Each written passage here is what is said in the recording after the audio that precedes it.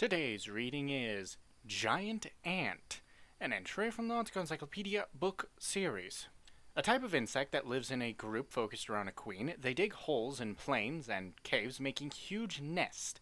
Despite their small bodies, they possess a frightening amount of strength, and they can easily lift and carry objects much larger than themselves, and they can even dig straight through solid rock.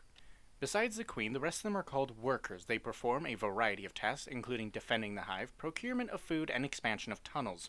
During the daytime, most of them wander above ground in search of food.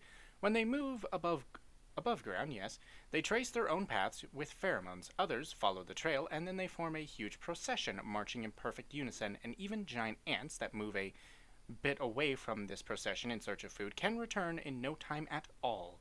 Not only do these pheromones act as path markers, but they also effectively serve as an attractant to men. Men, entranced by the pheromones, will join this procession and disappear into the nest. The ants find a man they like among the men who have entered the nest in this way and take him to bed. They are extremely hard workers. They wake up early in the morning and start their jobs immediately. Throughout the day, they would work diligently because their levels of sexual desire swell with fatigue. By the time they make it back to the nest, they assault the men they have taken away and initiate sexual intercourse. Their sweat contains pheromones, and when they come home exhausted, the sweatier they are, the more aroused they become. And that's not all. When men are showered in lots of these pheromones, they give off a thick female odor, and they become so unbearably aroused that there's probably no man that could refuse them.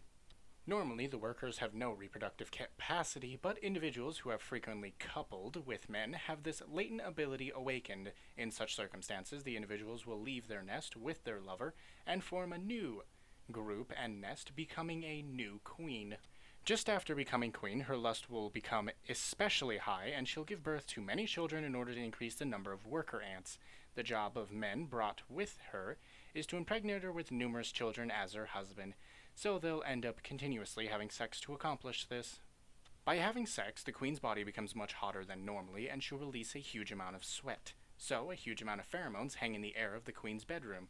The queen herself and her man will continue to be constantly aroused, and it is often the case that they will have sex all day long.